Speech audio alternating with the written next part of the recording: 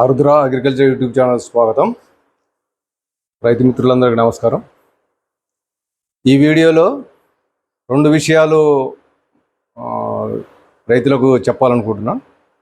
ఒకటి ఏంటంటే దుబ్బు రావట్లేదని దుబ్బు కోసం మనం గుళికలు వాడటం జరుగుతుంది.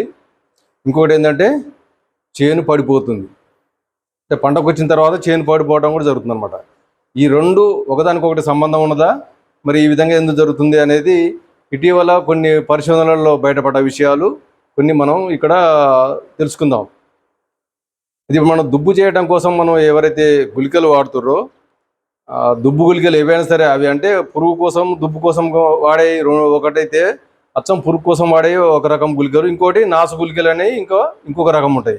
వీటిల్లో ఉండేది ఏంటంటే అమినో యాసిడ్ అనేది ఉంటుందన్నమాట. ఈ అమినో యాసిడ్ ఏం చేస్తుంది, మొక్కని గ్రోత్ని దాన్ని ఉత్తేజపరుస్తుంది. అంటే దానికి ఏంది, మనం భూమిలో వేసిన అన్ని ఆహార పదార్థాలు తీసుకొని అందే విధంగా చేసి దానివల్ల ఏమైందంటే ప్రోటీన్ తయారవుతుంది అనమాట. ప్రోటీన్ బాగా అందటం వల్ల మొక్క బాగా ఎదుగుతుంది అనమాట. దీనికి అయితే ఇప్పుడు ఏంటంటే కొంతమంది గుళికలు వేసినా కూడా వాళ్ళ చెవిలో ఎదుగుదల అనేది కనిపించదు అనమాట. ఈ మార్పు రాకపోవడానికి కారణం ఏంటిదనంటే దీంట్లో ఈ అమినో యాసిడ్ అనేది పని చేయాలంటే మనకు కొన్ని పదార్థాలు అనేవి దానికి సపరేట్గా అవసరం అనమాట. అది ఒకటి ఏంటంటే నైట్రోజన్, ఇంకొకటి సల్ఫర్. ఈ రెండు కూడా మన భూమిలో సరిపడన అంత ఉన్నప్పుడే ఈ అమినో యాసిడ్ కూడా పర్ఫెక్ట్గా పనిచేస్తుంది అనమాట. లేకపోతే అది కూడా పనిచేయదు. దాంతోపాటు ఇంకేంటంటే ఫాస్ఫేటు, ఇవన్నీ కూడా ఇంకా మిగతా పొటాష్, ఇవన్నీ కూడా దానికి సరైన మోతాదులో మన భూమిలో అందుబాటులో ఉండాలన్నమాట.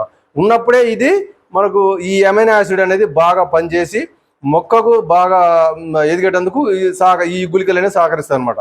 ఇవన్నీ లేనప్పుడు మనం ఓన్లీ ఒక గుళికలే వేసుకున్నంత మాత్రాన కూడా మన చేతిలో దుబ్బు రావడం కానీ దుబ్బు కనిపించకపోవడం కానీ, ఎదగటం కానీ, పిలకలు రాకపోవడం కానీ జరుగుతుందన్నమాట. ఇంకొక విషయం ఏంటిదంటే మనం ఎంచుకున్న విత్తనం ఏదైతే ఉందో ఆ విత్తనం కూడా దానికి దుబ్బు చేసే లక్షణం లేకపోతే మనం ఏమేసినా కూడా దానికి అది ఎక్కువ పిలకలు అనేది పెట్టదనమాట. ఎందుకంటే దాని లక్షణమే అదనమాట, అది ఎక్కువ దుబ్బు చేయనప్పుడు మనం ఎన్ని వేసుకున్నా కూడా అది పని చేయదనమాట. ఇది ఒక విషయం. అయితే ఇంకొకటి ఏంటంటే ఇప్పుడు దీంట్లో చేను పడిపోవడం కూడా జరుగుతుంది అనమాట. అంటే పంట కాలం దానికి చివరి దశకు వచ్చినప్పుడు ఒడ్లు సగం కాగానే అది చేను అనేది పడిపోతుంది అనమాట. మరి ఈ విధంగా ఎందుకు జరుగుతుందంటే ఇటీవల వాళ్ళు గుర్తించిన విషయాన్ని ఏంటిదనంటే మనం ఏదైతే గ్రోత్ ప్రమోటర్స్, అమినో యాసిడ్స్ ఇవి వాడటం వల్ల ఏమవుతుందంటే తర్వాత పైరు మీద కూడా మన వాళ్ళు గ్రోత్ ప్రమోటర్ అనేది స్ప్రే చేస్తారు. దాంట్లో కూడా ఏంటంటే ఈ అమినో యాసిడ్ ఇంకా ఇతర రకాల యాసిడ్స్ అన్ని చాలా రకాల యాసిడ్స్ అన్ని ఎన్నో రకాల యాసిడ్స్ ఉన్నాయి అనమాట. వాటిని భూమిలో చల్లటం కానీ పైనుంచి స్ప్రే చేయడం కానీ జరుగుతుంది అనమాట.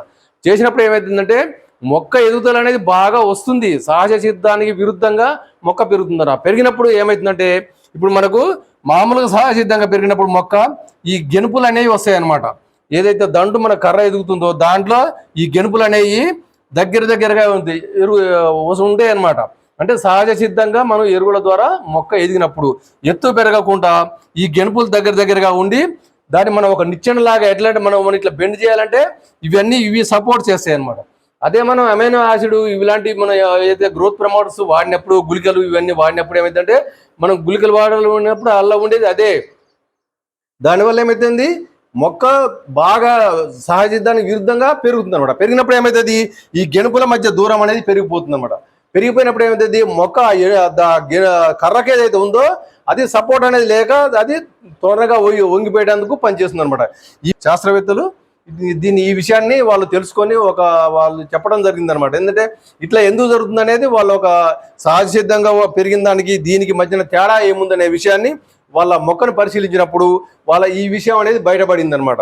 ఎందుకంటే ఈ గెనుపుల మధ్యన దూరం అనేది సహజసిద్ధంగా లేదు, చాలా దూరం ఉంది.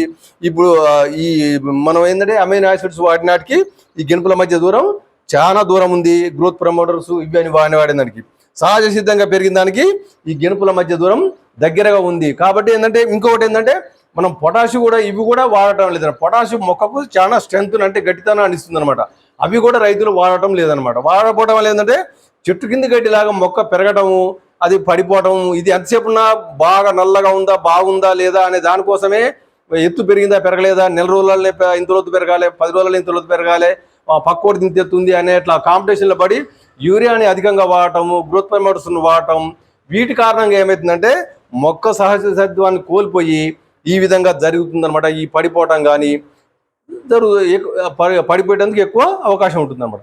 అందుకని ఇప్పుడు ఏంటంటే మన గుళికలు పని చేయకపోవడానికి, అంటే దుబ్బు గుళికలు పని చేయకపోవడానికి మనం ఇంతకుముందు చెప్పుకున్నట్టుగా మన భూమిలో ఉండాల్సిన సల్ఫర్ని, పొటాషిని, అదేవిధంగా యూరియాని కూడా తగిన మోతాదులో వాడిన తర్వాతనే మీరు దుబ్బు గుళికలు వేసుకుంటే ఫలితం ఉంటుంది తప్పిస్తే లేకపోతే ఎటువంటి ఫలితం ఉండదు. అదేవిధంగా వీటిని మోతాదుకు మించి వాడినప్పుడు కూడా మనం పైనుంచి వీటిని వాడటం కూడా, అంతే గ్రోత్ ప్రమోటర్స్ను వాడటం కూడా మనకు చేనుకు నష్టాన్ని కలిగిస్తుందనే విషయాన్ని తెలియజేయడమే ఈ వీడియో యొక్క ఉద్దేశం అన్నమాట. ఈ వీడియో నచ్చినట్టయితే లైక్ చేయండి, షేర్ చేయండి, సబ్స్క్రైబ్ చేయండి. మరొక వీడియోతో మీ ముందుకు వస్తూనే ఉంటా. మీ ఆరుద్ర. నమస్కారం.